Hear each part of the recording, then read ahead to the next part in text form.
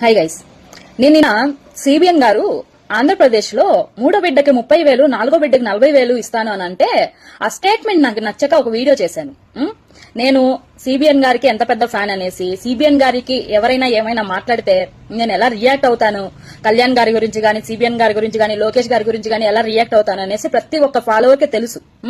But నిన్న ఆయన చేసిన స్టేట్మెంట్ మాత్రం నాకు తెలిసి ప్రతి ఒక్కరూ అపోజ్ చేసుంటారు. ఎందుకంటే ఆంధ్రప్రదేశ్ లో జనాభా తగ్గిపోతుంది, యూత్ పాపులేషన్ తగ్గిపోతుంది అని చెప్పేసి పిల్లల్ని కనండి అని చెప్తే సరిపోయింది.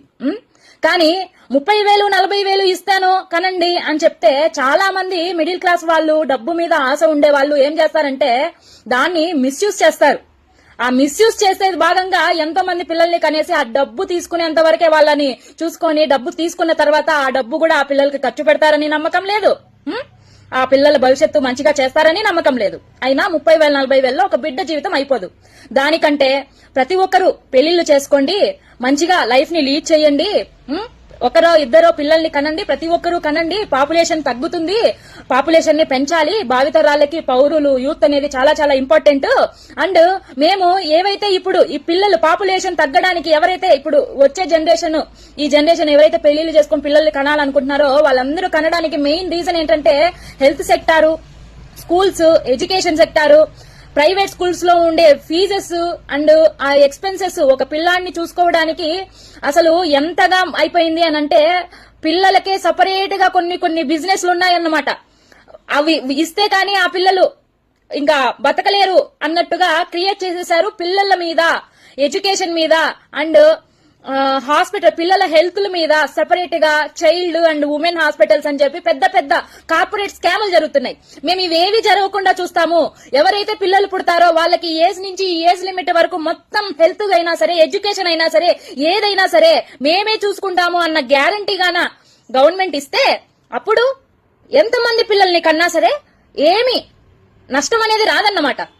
అర్థమైందా? కానీ 30,000, 40,000 ఇస్తాను కనేయండి, పిల్లల్ని పాపులేషన్ ని పెంచేయండి అని చెప్పి ఒక సీఎం పొజిషన్ లో ఉండేలా చెప్పడం నాకెందుకు నచ్చలేదు. నేను ఇక్కడ సిబిఎన్ గారికి ఏమాత్రం అపోజిట్ కాదు, నన్ను చాలా మంది తిడుతున్నారు, అవసరంలే అంత, సరేనా? ఈ స్టేట్మెంట్ అనేది కరెక్ట్ కాదు. దానికంటే ప్రతి ఒక్కరు పెళ్లి చేసుకోండి, ప్రతి ఒక్కరు ఒకరు ఇద్దరిని కనండి, మేము వాళ్ళకు తగ్గన ఏదైనా చూసుకుంటాము అని చెప్పాలి. అంతేగాని 30,000, 40,000తో ఏమీ అయిపోదన్నమాట.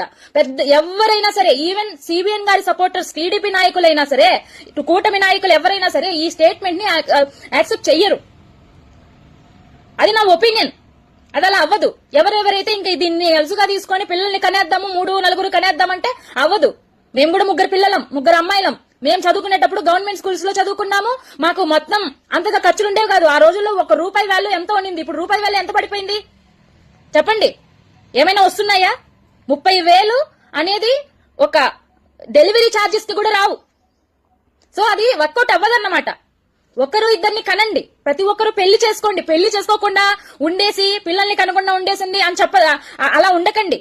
అలాగని 3, 4 కనాల్సిన అవసరం లే, మన స్తోమతకి మించి కనాల్సిన అవసరం లే. అది నేను చెప్తున్నా.